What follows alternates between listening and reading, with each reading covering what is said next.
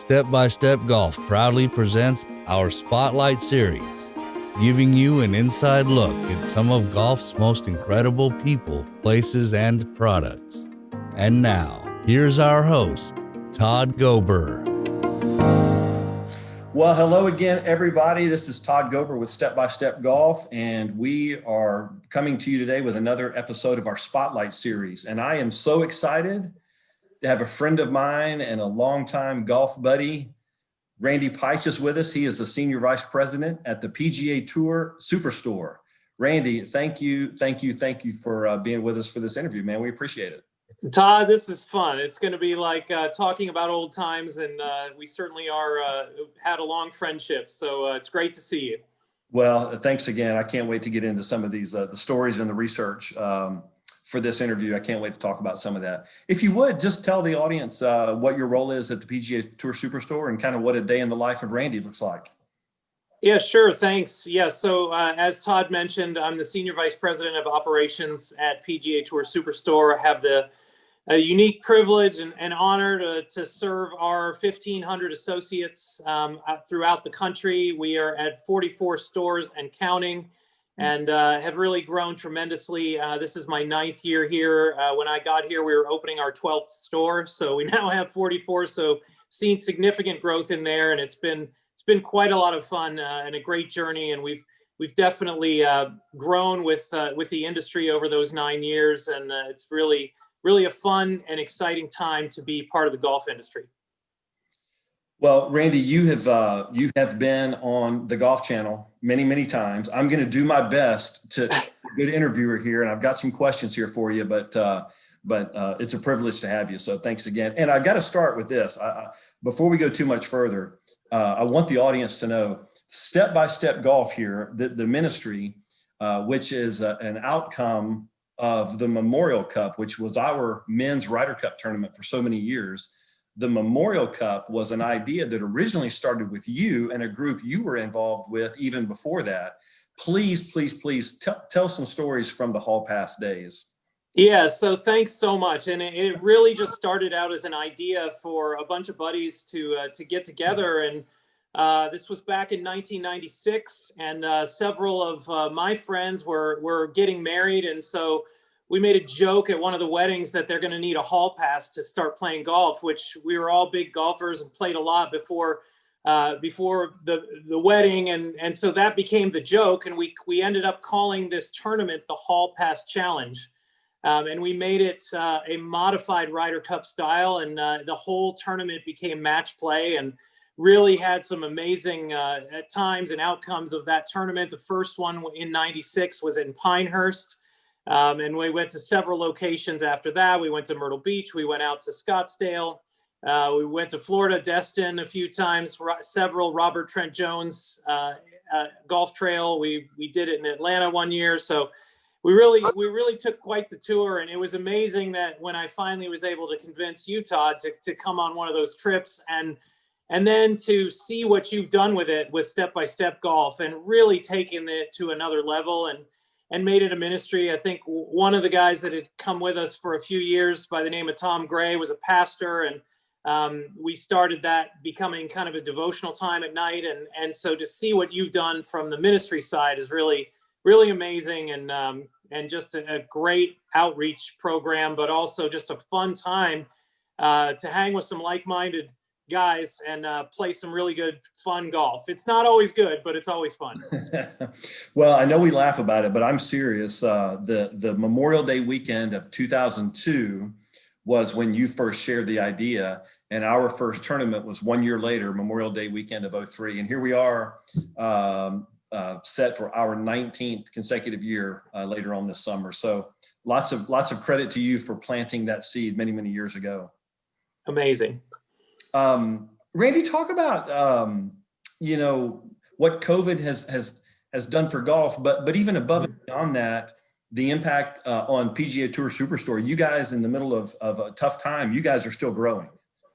Yeah, so thanks for that. It was really a very unique time for us, because when COVID first hit about this time last year, It was about the middle of March, and we were just gearing up for what looked to be a really great season. Some exciting products coming out, a really, really good PGA Tour schedule and all of that. And everything just kind of put the brakes on all at one time. So we ended up closing every location that we had.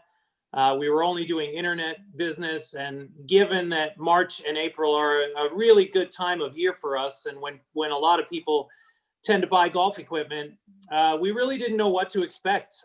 We were planning for the worst and prepping for what the year was going to look like, and almost saying, how much are we going to miss our year by? And I think a lot of manufacturers and retailers were going through that same exercise. And when it came back and things started opening back up, what was very unique about golf was it was one of those activities that you could socially distance pretty safely. Different rules, keeping the pins in and no rakes and that sort of thing. But what we found was that many people were just so eager to get out and do something, and the options were limited. Obviously, none of us were going to baseball games in the summer, and most people weren't going on cruises or booking flights to Europe or doing different things. So they turned to golf. And we happened to be the beneficiary of that. And the summer and fall that we had, nobody would have ever expected it to be what it was. And it was just a phenomenal outpouring of not just people who were golfers before, but a lot of new people coming into the game and going out to the golf course and seeing husbands and wives and children playing together as a family. And seeing like kids couldn't go to sports camps and their leagues were canceled, so they were out on the golf course. So all of these beginners and all of these kids that were involved in lots of other sports that were exposed to golf this past year, it was incredible for us. And so we were there to just kind of hold everybody's hand, fuel the fire, and kind of hang on as people came in and bought starter sets and bought a lot of golf balls and push carts because they couldn't drive in carts and that sort of thing. There was a tremendous amount of business done in push carts, as you can probably imagine. We were actually out of those for quite a ways. I think we sold the number of push carts we had sold the year before. We hit that number in about the middle of June. So it's just amazing year, and really something that nobody would have predicted. But we're very thankful to have not just been a part of that, but been responsible to hopefully help grow the game too. And you know, if you've seen rounds played, those are in the teens. December hasn't come out quite yet, but we expect that to be somewhere for the year in the mid-teens for rounds played, which is an incredible number, given that in March and April around the country, a lot of golf courses weren't even open. Yeah, no doubt. And then that growth, has that translated into new locations for you guys around the country? Very much. And what's unique about this, Todd, is that a lot of retailers have really struggled, and the idea of going into a store for any reason, whether it's groceries or apparel or golf equipment, has become, hey, I don't know if I want to do that. I don't know if it's safe yet. So things like Instacart and what we launched is called Curbside Caddy, where you can pull up and actually will put gear in your trunk and you can just pull away, right? So those types of things have really taken off, but a lot of retail locations have closed. And in the midst of this, during the pandemic, we opened a store in West Palm Beach in May. We opened another one in Columbus, Ohio in July. And we're going to be opening the 4th store in our fiscal year next week in Natick, Massachusetts. So we started out with a store in New Jersey right before the pandemic hit. So we had planned to open 4 stores in our fiscal year, and we're actually going to do that. And then we planned for a minimum of 5 for 2021. So we're still growing. We'll be at 50 stores by the end of the year if you did that math in your head. And it's going to be really a fun ride. And as you know, our owner, Arthur Blank, who co-founded the Home Depot, had an insatiable appetite for growth with Home Depot, and has that same appetite. He has not lost that fire with us. So it's really fun to work for an owner that is not just content to be business as usual, but to really push us to bigger and bigger things. And it's been an incredible experience to grow in the midst of a pandemic when a lot of other retailers are either closing stores altogether or just downsizing. So it's been fun from that standpoint as well. That's amazing. That is amazing. Congrats on all that success. That is unbelievable. All right, Randy, it is now January, and typically the PGA merchandise show is upon us, which I think, are they doing that digitally this year? Did I hear that? They are. It's a virtual show. Yep. It's definitely in a different world for everybody, in that just about everything we do a large training event in January for all of our associates. And we normally do that down at a place called Stream Song in Florida. And we're doing that virtually as well. So there's a lot of real excitement about the products that are coming out, but people are seeing that online more than they are in person these days. No doubt. Well, what can you tell us? Can you give us a sneak peek? Whether clubs, balls, what should our folks out there be looking for? Yeah, sure thing. So the fun part is, as you start to watch some of these tournaments in January and see the players playing the new products, certainly Ping G425 has been long awaited.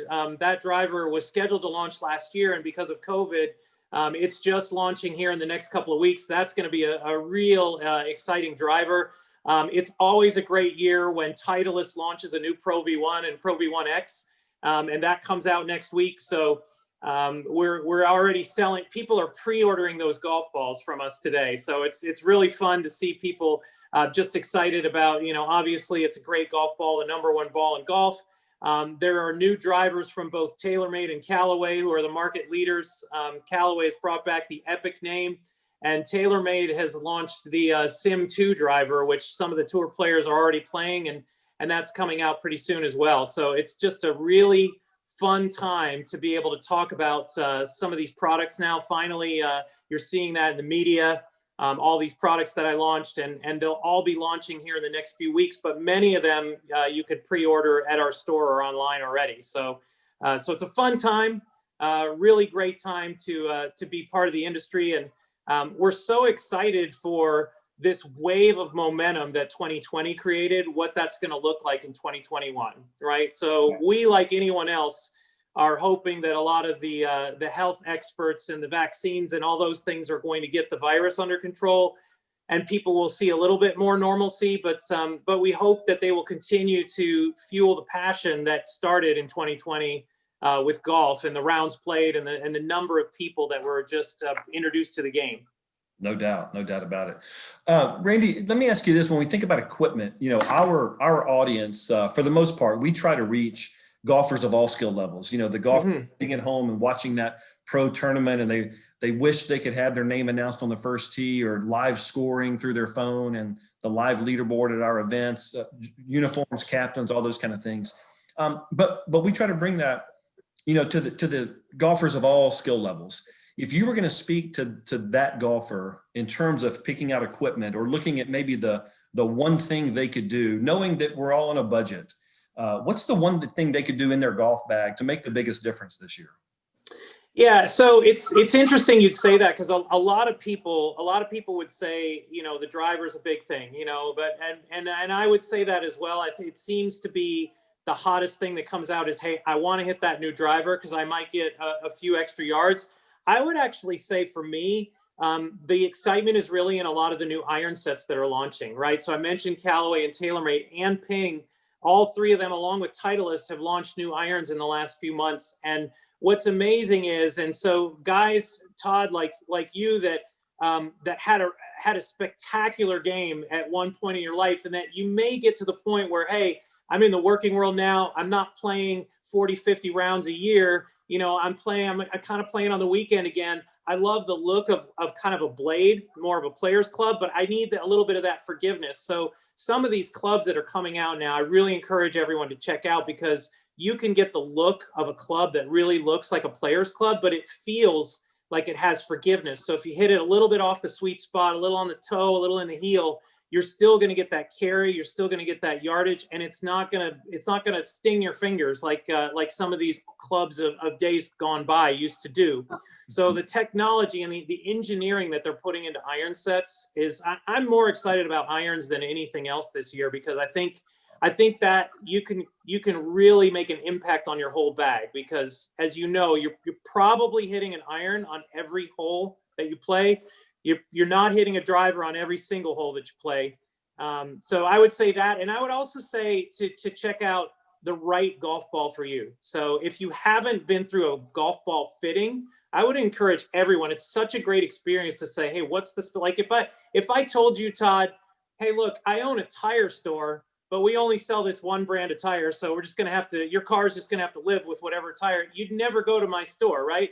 So that's why we have 73 different styles of golf balls, is so that we can say, hey, based on your swing speed, the way you hit it, your budget, the way you like to see ball flight, all of those things can be dialed in with the way they're engineering golf balls today. So between an iron and getting the right golf ball for your game, I think you can really put a dent into what your scores used to be.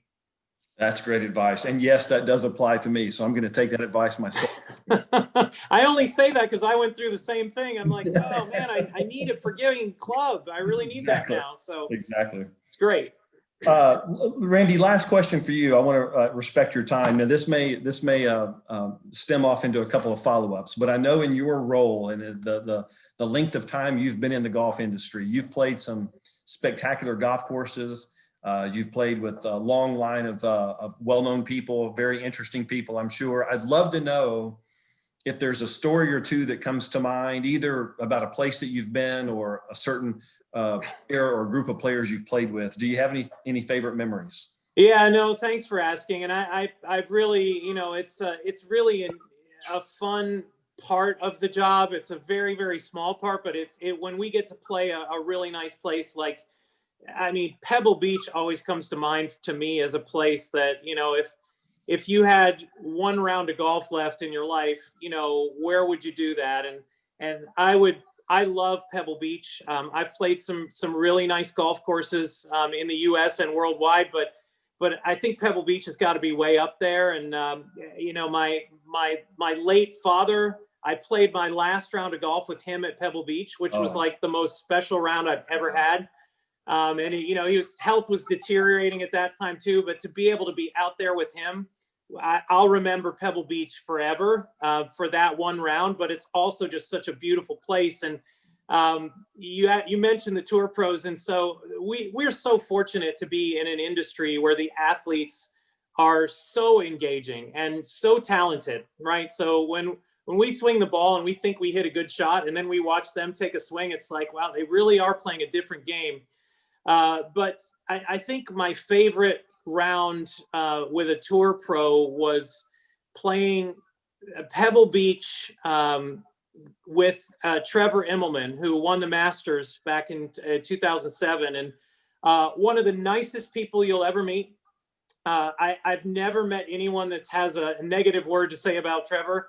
A great representative of the game.